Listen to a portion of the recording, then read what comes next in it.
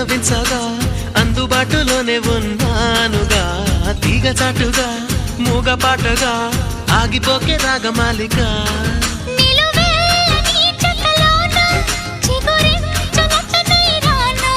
కొనగోటి కొంటె